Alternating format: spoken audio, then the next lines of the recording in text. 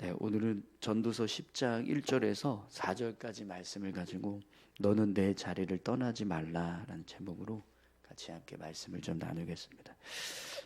지난 시간에 전도자가 세상에서 일어나는 한 가지 불의한 일에 대해서 이야기를 했었습니다. 어떤 이제 가난한 지혜자가 한 성읍에 살고 있었는데 그 성읍에 이제 큰 나라의 왕이 그 성읍을 점령하기 위해서 이제 쳐들어와서 이제 성을 다 둘러싸고 에워싸고 이제 전쟁을 일으키는 그런 상황이 되었습니다.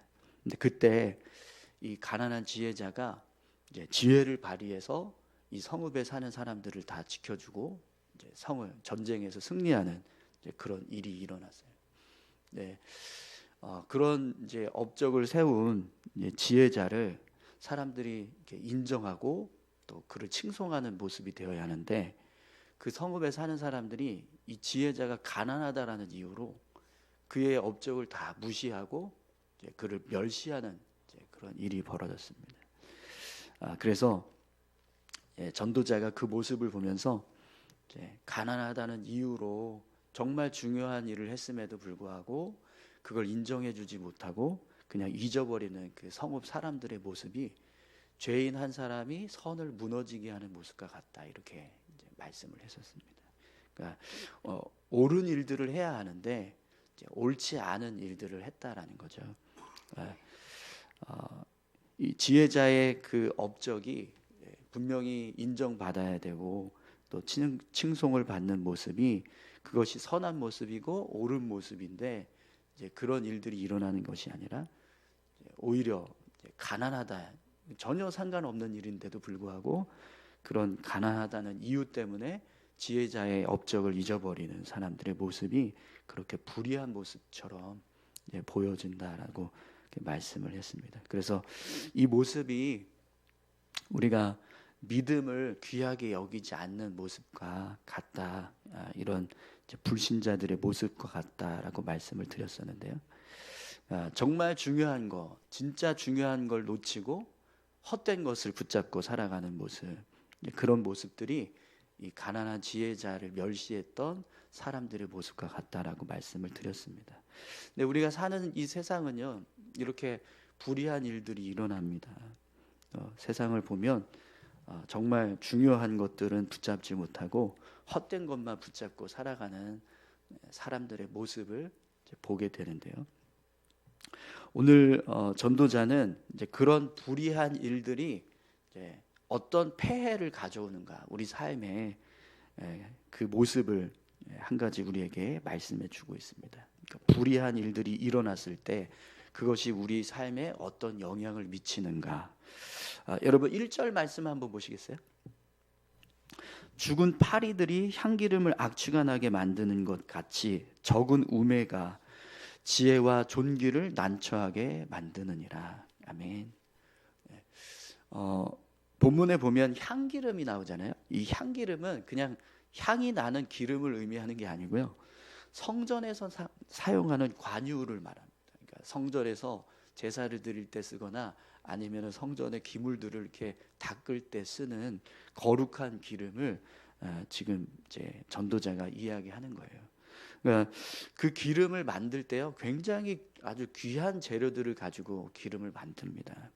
또 이제 성전에서 쓰는 기름이기 때문에 그 기름 자체가 정말 귀하게 여겨질 수밖에 없는 이제 그런 기름이거든요. 그런데 오늘 말씀을 보면 그 귀한 기름이 어떻게 돼요?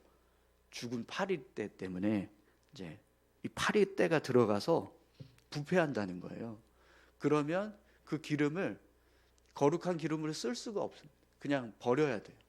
아무리 비싼 재료를 가지고 이 기름을 만들었다라고 해도 이 파리가 들어가서 썩어버리면 이건 뭐 이제 끝난 거예요. 그래서 이제 버려야 되는 그런 상황이 이제 벌어지게 된다는 거죠. 아무것도 아닌 파리떼 몇 마리가 이 귀한, 너무나 귀한 이제 값진 향유, 그 향유 속으로 들어갔을 때 그것이 결국에는 아무 쓸모도 없는 쓰레기로 만들어버리는 그런 일이 일어나게 된다는 겁니다. 근데 이 모습은요, 불의함이 가져오는 폐해를 우리에게 말씀하는 거예요. 그러니까 불의함이 우리 안에 찾아왔을 때, 그러니까 어떤 불이나 죄가 우리 안에 들어왔을 때 그 모습이 어떤 모습이 되냐면 아무리 귀한 모습이 되더라도 그게 아주 무가치해져 버리는 헛된 것이 될 수 있는 그런 모습이 된다는 겁니다. 그러니까 가난한 지혜자를 멸시했던 사람들의 모습이 죄인 한 사람이 선을 무너지게 하는 모습이다, 이렇게 말씀했잖아요. 근데 그 죄된 모습이 우리 삶에 들어왔을 때 그 모습은요, 결국에는 우리가 아무리 선하고 옳은 일을 하면서 삶을 살았다라고 할지라도 한순간에 우리가 악취가 나는 그런 죄인으로 전락해 버릴 수밖에 없는 이제 모습이 되는 겁니다. 그러니까 아무리 거룩한 모습으로 세워졌더라도 그 속에 파리 한 마리가 들어가서 그 향유를 썩게 만들면 이건 더 이상 향유가 아니라 그냥 썩은 기름일 뿐이라는 거죠. 그래서 버려져야 한다는 거예요. 네, 이 말씀은 전도자가 우리에게 아무리 작은 죄라도, 아무리 작은 불의함이라도 우리 안에 그런 불의함이 들어왔을 때 그 불의함이 얼마나 우리에게 큰 영향을 미치는가, 우리 삶에 얼마나 큰 영향을 주는가, 폐해를 끼치는가, 그걸 우리에게 지금 말씀해 주고 있는 겁니다. 여러분, 갈라디아서 5장 9절에서 10절에 보면 이런 말씀이 있습니다. 적은 누룩이 온 덩이에 퍼지느니라. 나는 너희가 아무 다른 마음을 품지 아니할 줄을 주 안에서 확신하노라. 그러나 너희를 요동케 하는 자는 누구든지 심판을 받으리라. 아멘. 아주 작은 누룩이지만 그 누룩이 밀가루 덩어리에 들어갔을 때 그 덩어리가 완전히 다 이제 바뀌는 거죠. 이 누룩이 가지고 있는 속성이 이제 발효시키는 역할을 하잖아요. 근데 그 모습처럼 그 발효 효과가 엄청나게 크기 때문에 적은 누룩이라도 큰 덩이의 밀가루 반죽을 다 발효시킬 수 있습니다. 근데 그 모습처럼 우리 삶에 아주 작은 죄라도 그 죄가 들어왔을 때 우리 마음이 얼마든지 요동할 수 있다는 거예요. 우리 삶이 얼마든지 죄된 모습으로 바뀔 수 있다라는 겁니다.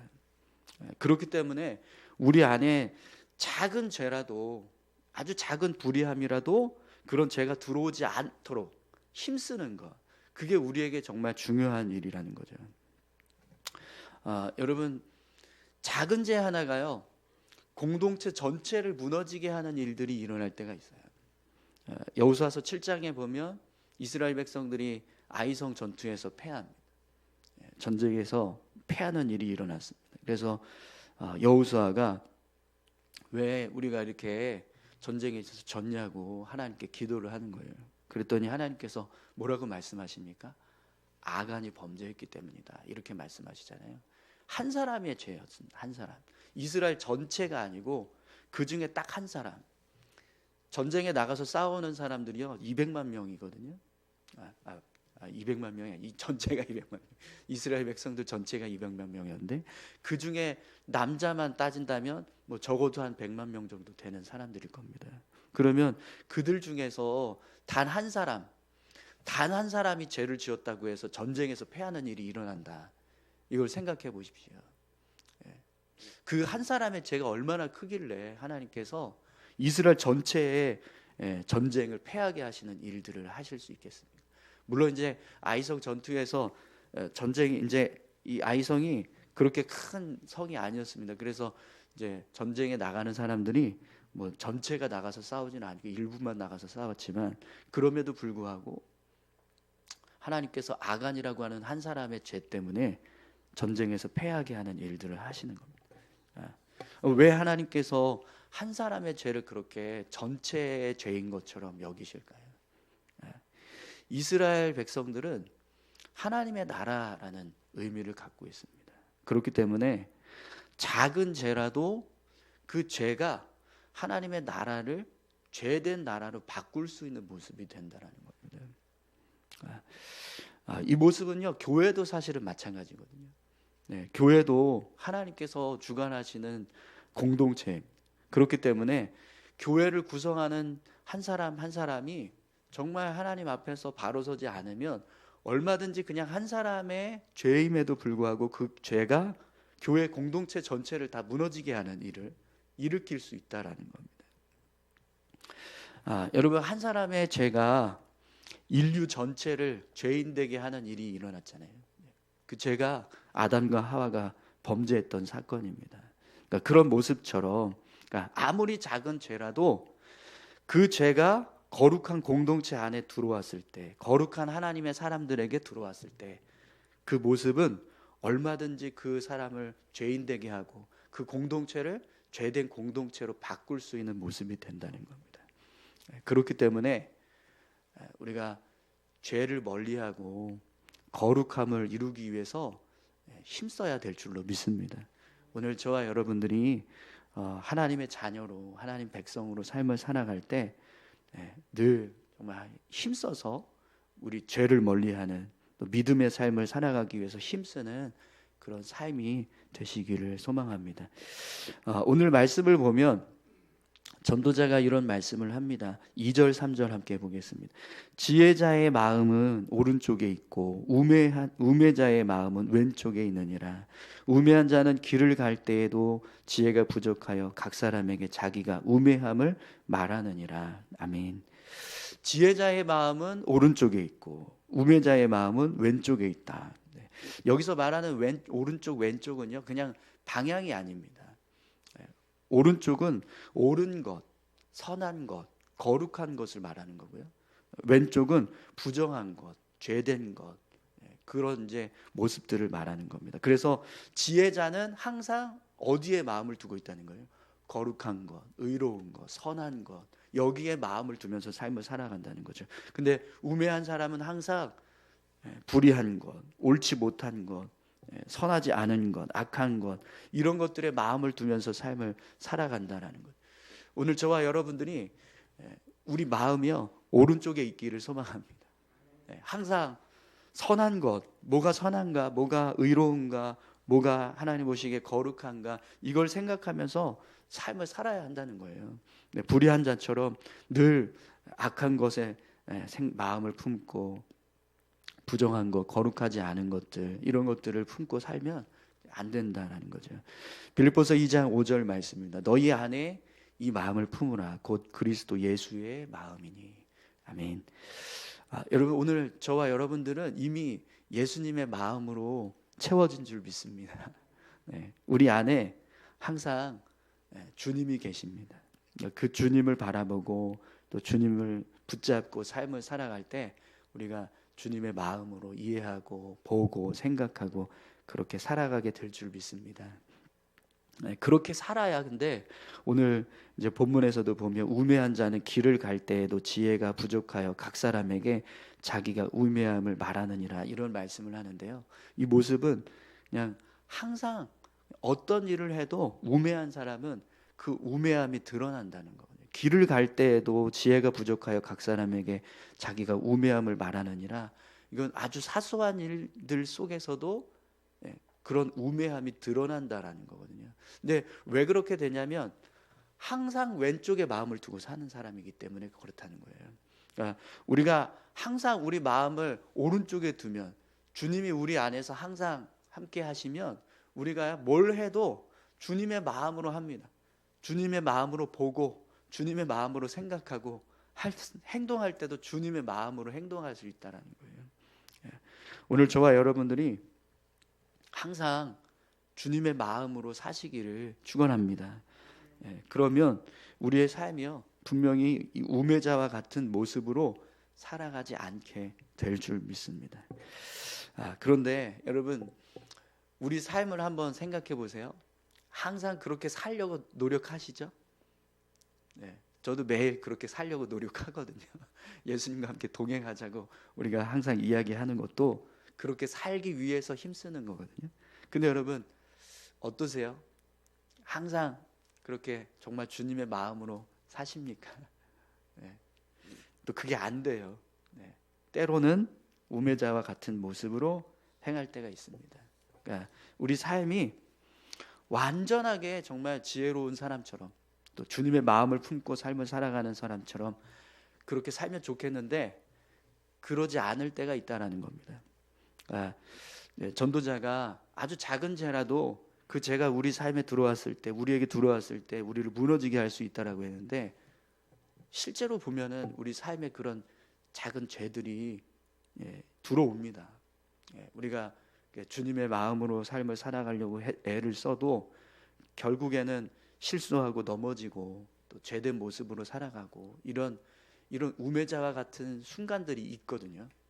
근데 여러분, 내가 지혜자처럼 열심히 살아가려고 힘을 쓰고 그렇게 했지만 그럼에도 불구하고 내 연약함 때문에 또 나의 부족함 때문에 내가 우매자와 같은 모습으로 섰을 때, 그때가 중요합니다.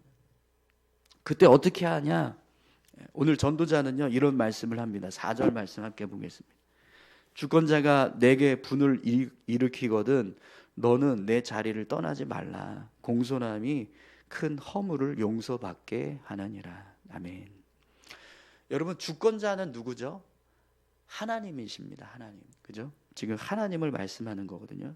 그러니까 하나님께서 내게 분을 일으키거든 이렇게 말씀하는 거예요. 그러니까 하나님이 우리가 범죄했을 때, 우리가 하나님 앞에 죄를 지었을 때, 우매한 자와 같은 모습으로 살았을 때 하나님이 책망하신다는 거예요. 징계하실 수도 있다라는 거죠. 그런데 그때 전도자는 우리가 어떻게 해야 한다라고 말씀합니까? 너는 내 자리를 떠나지 말라 이렇게 말씀합니다. 하나님께서 우리의 죄를 보시고 내가 삶을 살아갈 때 지혜자처럼 살아야 되지만 그렇지 못하고 우매한 자로 살았을 때 그 우매한 자의 모습 때문에 하나님이 분노하실 수 있다는 거예요. 우리에게 책망하실 수 있다라는 겁니다. 근데 그때 우리가 할 일은 뭐냐면 그런 분노하시는 하나님 앞에서 원망하고 막 불평하면서 하나님 떠나는 게 아니라 다시 하나님 앞에 겸손히 서야 한다라는 거예요. 하나님을 향해서 내가 예배하고 섬기고 하나님의 뜻 가운데서 삶을 살아가려고 힘썼던 그 모습을 멈추는 게 아니라 계속해서 유지해 나가고 있어야 한다라는 겁니다. 그래야 그 모습을 보시고 하나님이 우리의 죄된 모습들을 용서하실 수 있다라는 거예요. 그런데 그런 징계가 임했다라고 해서 우리가 하나님을 떠나고 멀어지면, 하나님과 멀어지면 결국에는요 그런 용서조차도 받지 못하는 일들이 일어날 수 있다라는 겁니다. 하나님 앞에서 우리가 우매자와 같은 모습으로 살 수 있어요. 그래서 하나님이 우리에게 분노하실 수 있습니다.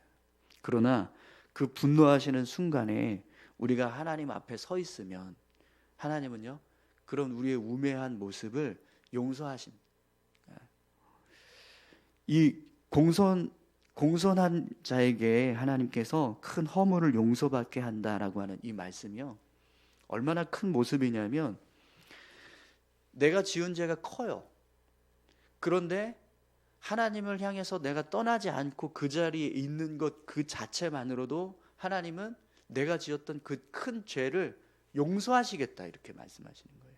그러니까 내가 작은 죄를 지었는데 근데 그것 때문에 하나님이 책망하셔서 내가 하나님 죄송합니다 이렇게 한 게 아니에요. 진짜 큰 죄를 지었는 거예요. 정말 하나님 앞에 이건 뭐 작은 뭐 파리떼 이 정도가 아닌 거예요.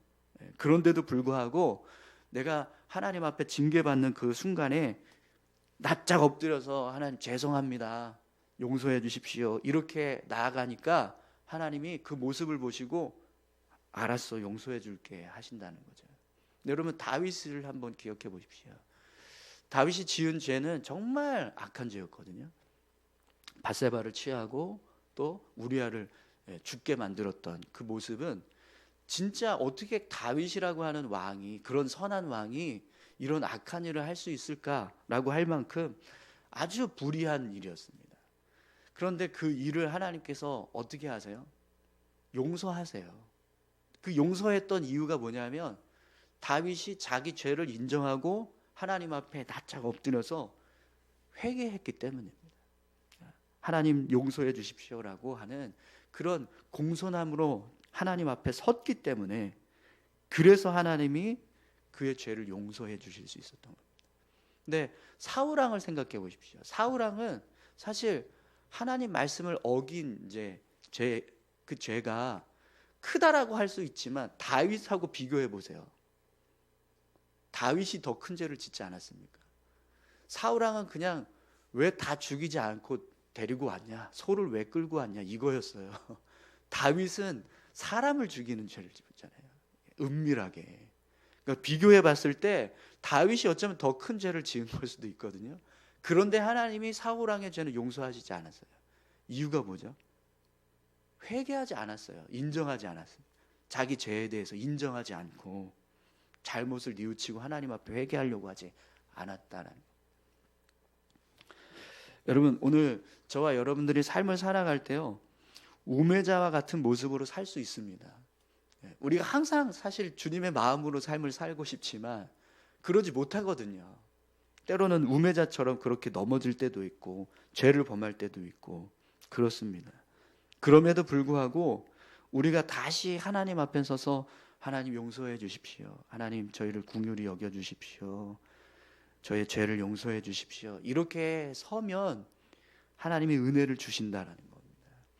근데 그걸 생각하지 못하고 하나님께서 분을 바라셨을 때 우리가 그걸 견디지 못해서 내가 서 있어야 할 자리를 떠나버리면 하나님께서 주시는 은혜조차도 잃어버리게 된다는 거죠.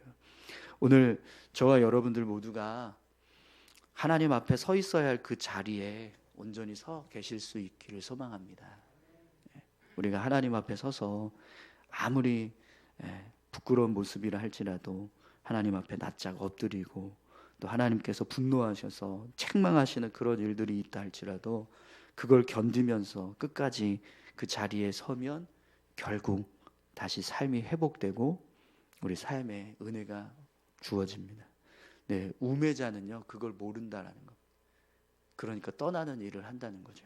그러나 지혜자는 그걸 알기 때문에 계속 그 자리에 서 있게 된다라는 거. 우리 같이 함께 기도하시겠습니다. 함께 기도하실 때 우리 삶의 아주 작은 죄도 우리의 거룩함을 무너지게 한, 아무리 향기로운 향유, 관유라도 거기에 파리가 들어가서 썩으면 그 관유는 버려야 한, 우리가 예수 그리스도를 믿는 믿음으로 거룩한 하나님의 자녀가 되었지만 우리의 삶에 작은 죄라도 죄가 들어오면 그 거룩함이 깨집니다. 그러면 우리가 하나님의 자녀된 모습조차도 얼마든지 무너질 수 있다라는 거예요. 그러나 그런 죄된 모습들을 우리가 가지고 하나님 앞에 다시 나아가서 다시 하나님의 은혜를 구하고 하나님 앞에 회개했을 때 하나님 우리를 다시 거룩하게 하시고 우리 삶을 회복하시는 은혜를 주신다라고 오늘 전도사의 말씀을 통해서 우리가 함께 나누게 됩니다. 이 시간 기도하실 때 하나님 우리가 죄를 멀리하는 삶을 살게 도와주십시오. 이미 우리 안에 예수님이 함께 하심, 그 예수님의 마음으로 우리가 삶을 살아갈 수 있도록 항상 우리의 마음이 주님께 있게 하시고 그렇게 삶을 살아갈 수 있게 도와주십시오. 그러나 항상 그렇지 못할 때가 있습니다. 연약할 때, 죄된 모습으로 살아갈 때가 있습니다. 그때 우리가 더 겸손히 낮아져서 주님 앞으로 더 가까이 나아갈 수 있는 믿음의 삶을 살아갈 수 있게 해달라고 다 같이 함께 기도하시겠습니다. 하나님 아버지 감사합니다. 하나님 우리의 삶이 늘 정말 주님 앞에 바로 서고